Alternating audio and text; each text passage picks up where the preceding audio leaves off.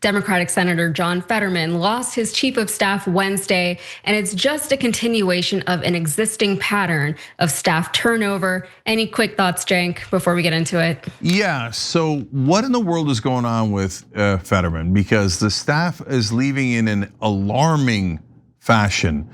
So meanwhile, this brother thinks that he might get on a presidential ticket. Wait, what? All right, yeah, tell us about it.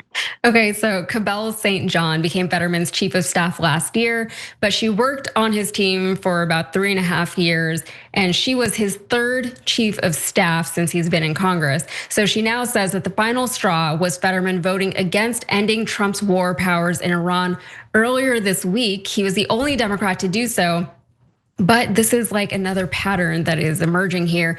This wasn't his first time voting for this. This is now his 8th time voting against limiting Trump's war powers in Iran. So Fetterman has lost several members of his team since getting into the Senate for reasons that I think are obvious. He's a very different politician now than the one that he campaigned as. He started off as very progressive, and now he's getting increasingly more right wing.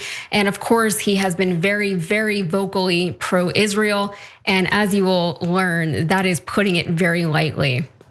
And Cabell St. John, she said that there is a reason for Fetterman's overt and increasing support of Israel. And she points to one man, David Safier. Safier is a fundraiser for Orthodox Jewish causes who has reportedly become one of Fetterman's closest confidants. So the question is, who is this guy who has the ear of an entire American senator? Well, he is a writer of Jewish history and a fundraiser for Orthodox causes.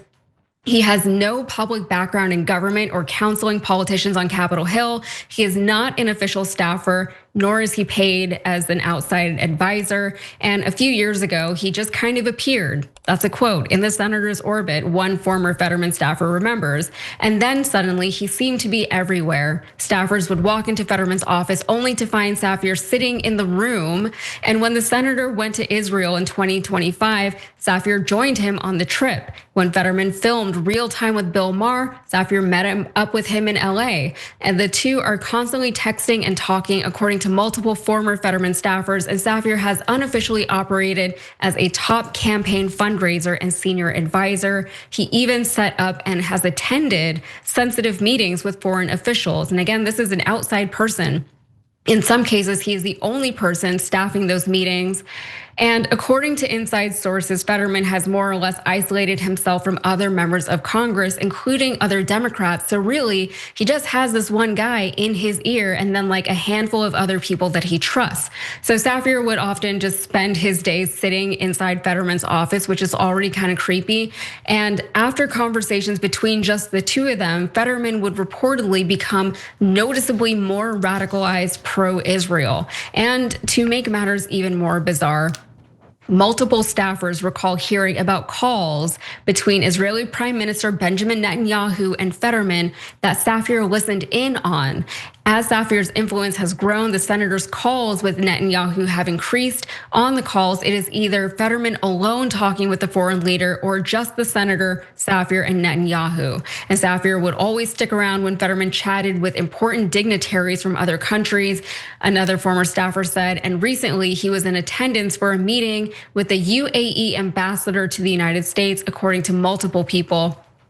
This is crazy. So besides chatting with Benjamin Netanyahu regularly on the phone as a senator, Fetterman has made several trips to Israel. And during one trip, Netanyahu gifted Fetterman a silver-plated beeper, referring to the explosive beepers that Israel used to injure 3,000 people and kill 12 people. And that was something, by the way, that Fetterman said he loved. When he heard about the attack, he said, "I love it." Unbelievable. Cenk, it is very unusual to have a senator just like regularly taking phone calls with the president of Israel. Yeah, so there's a lot of unbelievable things in this story. You're absolutely right. Why is a senator calling the prime minister of a different country? Prime minister, sorry. And getting what, orders, directives, advice, counsel from him? Imagine if, Ro Khanna was calling the Indian prime minister nonstop. What should I do? You'd be like, wait, what? That's insane, right? If you just make up a thing, right? Bernie Sanders is constantly calling the prime minister of Azerbaijan. You'd be like, why? Why? That's so weird, right? I've got more on who this Safier guy is and Fetterman, but first I got to tell you one more thing about how detached from reality Fetterman is. So apparently he was in with his staffers and started talking about how in 2028 he might be the vice presidential nominee for the Democrats. Okay, now I'm going to go to an inside staffer who was in the room that day, and this is what they told the press afterwards. There's a quote, almost all of us had our jaws on the floor, like, are you out of your effing mind? You don't do your job, you can't raise any money, your entire party hates you. But this brother thinks that he's gonna be vice president. By the way, he might not be as crazy as you think. So I've got on that issue. I've got a thought on that, which I'm gonna come back to. So who is this Safier guy? Now, we don't know, we don't have any inside information, but Tom Massey said that almost everyone in Congress has what he called a babysitter, and from Israel. And only from Israel, not from Panama, not from the Netherlands, not from Malaysia, only Israel, okay?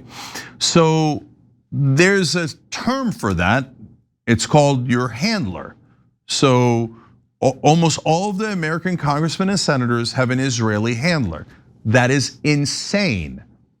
Now, our press knows that, but never reports it. Safier looks like, we don't know for sure, Fetterman's handler. He's the one that's constantly going to him, and now you're gonna do this for Israel, you're gonna do this for Israel, you're gonna say something even dumber and crazier and more hateful. And after every time Safier talks to him, he comes out and does exactly as Israel wants. If that ain't a handler, I mean, he's trying awfully hard to look like one. Let's put it that way. Yes, but why? Why does Fetterman talk to the Israeli prime minister all the time? Have a guy that is in favor of Israel come and tell him what to do nonstop, and then he does exactly what the guy tells him to do. And that's according to Fetterman's own staffers. Well, there's only a couple of reasons why. One is if AIPAC gives you a ton of money. Maybe, but it doesn't look like it with Fetterman. I mean, yeah, but that's like a normal amount of money is what they're giving him. They bribe everyone, so he's perfectly happy to take it. But but I don't think that that's it, because he's way too enthusiastic for a normal campaign contribution from the Israeli lobby. Remember, 94% of Congress takes contributions from the Israeli lobby, but they all, not all, but a lot of them vote with them.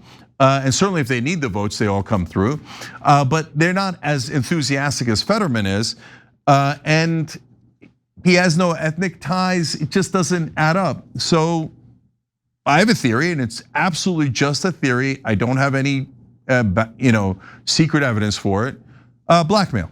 I think that they come in and they tell Fetterman, remember, we still have that tape of you doing whatever the hell you did. So now we want you to go even more over the top. Say even something more in favor of Israel, more hateful towards Palestinians, more in favor of the war. You are not to vote against the war, even though you told everyone you were progressive and you were anti-war. You're to vote for every war we command of you.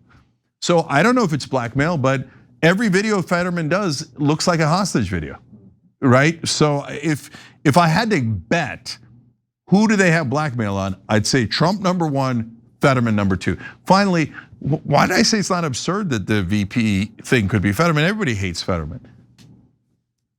Israel has tremendous power. And remember, the president picks the VP, not the voters. So the presidential candidate, it's not like Joe Lieberman wasn't a vice presidential candidate before. And everybody hated Joe Lieberman in the Democratic Party. And he always voted for war, and he always demanded that we do whatever Israel wants. So they have a lot of power. So the voters wouldn't want Fetterman at all, but the people who make the decisions might think, Fetterman's perfect for our purposes. Every time you ring the bell below, an angel gets his wings. Totally not true, but it does keep you updated on our live shows.